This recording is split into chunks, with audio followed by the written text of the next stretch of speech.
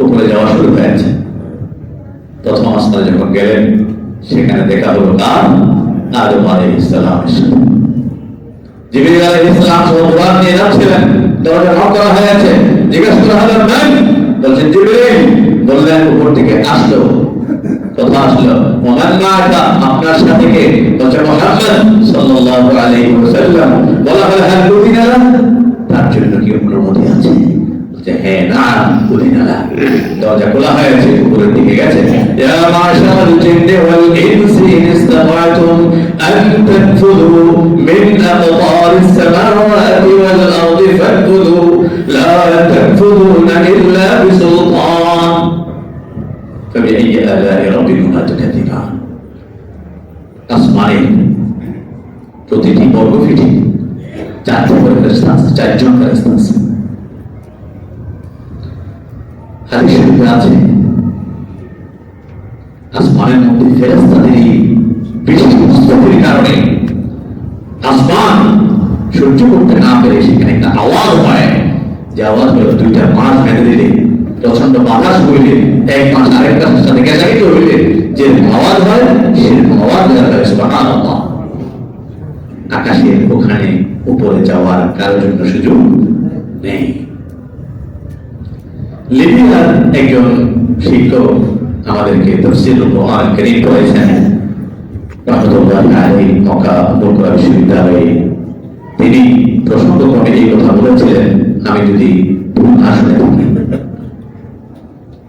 যতগুলো স্যাটেলাইট কাজ করতেছে পৃথিবীতে, তার মধ্যে সবচেয়ে উপরে যাওয়ার একমাত্র রাস্তা কোথায়? বাইতুল মুকাদ্দাসে। আর কোথাও উপরে যাওয়ার রাস্তা নেই। যতটুকু আছে তত ছিন্নওয়ালা রাস্তা। শীতকালে গ্রাম অঞ্চলের মানুষরা তো জানেন রাস্তা দিয়ে হাঁটার দরকার নেই। আগের জামানায় সুদীর মাসে আমরা কি করতাম? বিল বাজারে চলে যেতাম, তাহলে ওখান দিয়ে মানুষের পদচ্ছিন্ন লেগে বোঝা যেত ওদিকে মানুষ আসছে। মুহাম্মদ সাল্লাল্লাহু আলাইহি ওয়াসাল্লামের মেরাজের দিকে আছে, ওটা হচ্ছে আকাশের অন্যতম একমাত্র রাস্তা। ইহুদিরা এই কথা জানে বলে বাইতুল মুকাদ্দাস দখল করার জন্য উঠে পড়ে লেগেছে, যাতে করে যত দূর চেষ্টা করে যাওয়া যায় স্যাটেলাইট ওখানে ব্যবহার করতে পারার জন্য।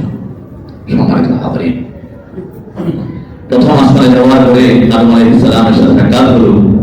আদম আলাইহিস সালামের ডান পাশে এবং বাম পাশে যত উম্মত আসবে কিয়ামত পর্যন্ত আল্লাহ যত বান্দা সবকে উপস্থিত করা হয়েছে। ডান পাশে আছে নেককার দিনদার যারা, আর বাম পাশে ছিলেন বদকার যারা। মুহাম্মদ সাল্লাল্লাহু আলাইহি ওয়াসাল্লাম দেখলেন, তাকে মোবারকবাদ দিলেন, তিনি সালাম দিলেন, সালামের জবাব দিলেন। এরপরে দ্বিতীয় আসমানে গেলেন, সেখানে ঈসা ইবনে মারইয়াম ও ইয়াহইয়া ইবনে যাকারিয়া এই দুই নবীর সাথে সাক্ষাৎ হলো। সালাম দিলেন, সালামের উত্তর দিলেন, বললেন মারহাবান বিল্লাহিস নবী সালেহ, মোবারকবাদ জানালেন তাকে। ফেরেশতারা কিন্তু জিজ্ঞাসা করতেছে প্রত্যেক আসমানে, মান জিবরিল, ওমান নাই, আপনার সাথে কে? মুহাম্মদ সাল্লাল্লাহু আলাইহি ওয়াসাল্লাম, অনুমতি আছে? অনুমতি আছে। এভাবে করে উপরের দিকে গেছে। এরকম প্রথম আসমান, দ্বিতীয় আসমান, তৃতীয় আসমান, প্রত্যেক আসমানের মধ্যে অনেক নবী রাসূলদের সাথে সাক্ষাৎ। সম্মানিত হাজিরিন, আজকে রজব মাসের 9 তারিখ, 18 নাকি 19? 18। আজকে 19 তারিখ, এখানে পাঠানো হয়নি। জি, আজকে আমাদের খালেদ সাহেব এখানে ব্যস্ত ছিলেন, হয়তো এই জন্য খেয়াল করেনি। তাহলে রজব মাসের মধ্যে এই ঘটনা ঘটেছে, সেটা খুব প্রসিদ্ধ একটি ঘটনা। তাহলে আসুন আমরা এখান থেকে কি শিক্ষা নিতে পারি তার বিস্তার বিবরণ আগামী শুক্রবার আমরা আবার কথা বলবো ইনশাআল্লাহ।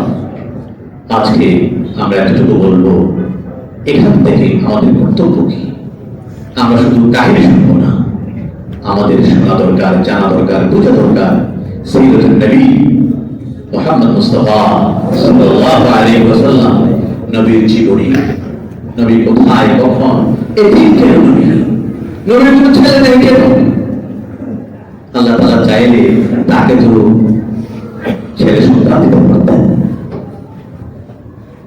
মক্কার বড় বড় নেতা, তার আত্মীয় স্বজন, তার বাবাও মক্কার একজন সম্মানিত ব্যক্তি ছিলেন, সম্ভ্রান্ত পরিবার তার জন্য। তার দাদা যেরকম ছিলেন, দায়িত্ব নিলেন, আবু তালেব দায়িত্ব নিলেন, নবী পিতাও তো পাশে দেখতে পারতেন, আল্লাহ চাইনি, আল্লাহ তাকে লুকিয়ে করেছেন।